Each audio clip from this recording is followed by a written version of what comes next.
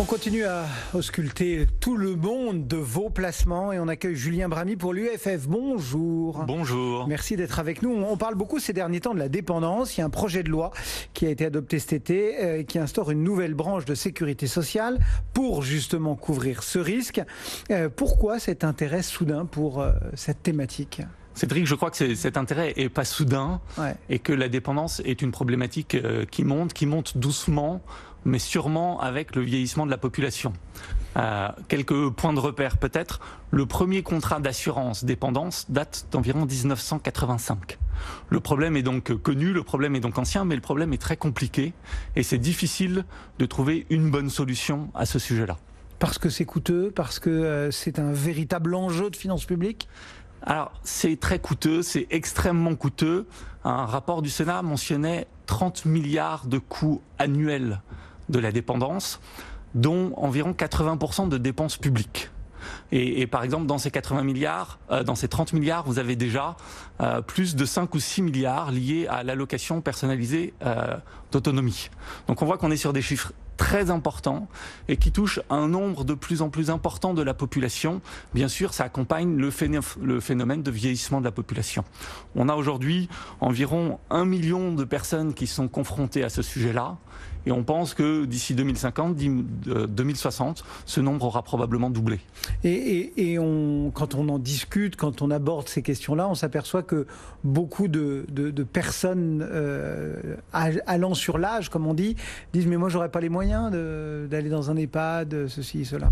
Alors le coût de l'EHPAD, c'est effectivement une préoccupation très importante chez les retraités. On avait interrogé les clients de l'UFF il y a quelques années, en 2014, sur leurs premières préoccupations. Et c'est effectivement pour les 3/4 d'entre eux, ce financement de l'EHPAD qui vient cristalliser cette anxiété. Si le financement c'est une anxiété pour les épargnants, c'est aussi une anxiété pour les pouvoirs publics qui veulent effectivement porter cette 5e branche, mais qui se disent ça va nous coûter cher. Comment est-ce qu'on peut faire ? Il y a des solutions à envisager ? Alors effectivement, aujourd'hui, on a vu les bribes de rapports qui étaient sortis il y a quelques jours et qui parlaient beaucoup de prélèvements supplémentaires.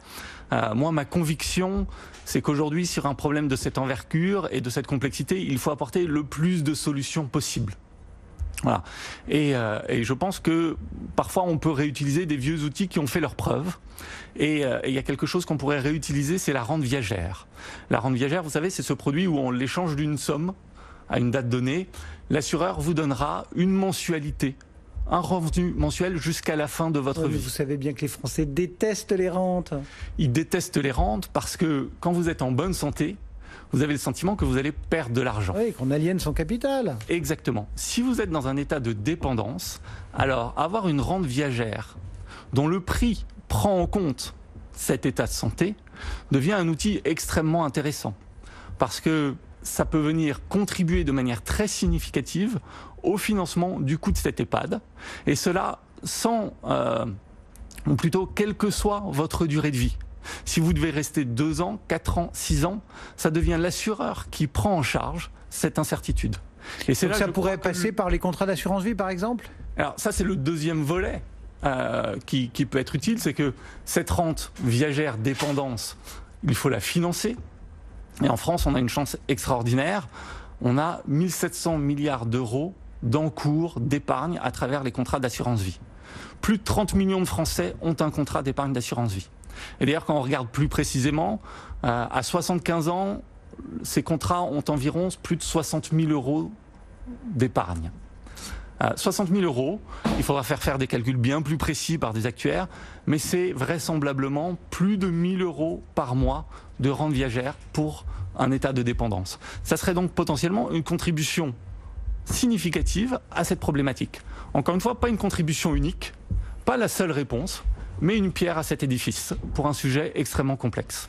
En tout cas, la future dépendance doit être une des branches de la Sécu peut-être, mais une des branches essentielles de notre gestion de patrimoine dès les premières heures, j'ai envie de dire.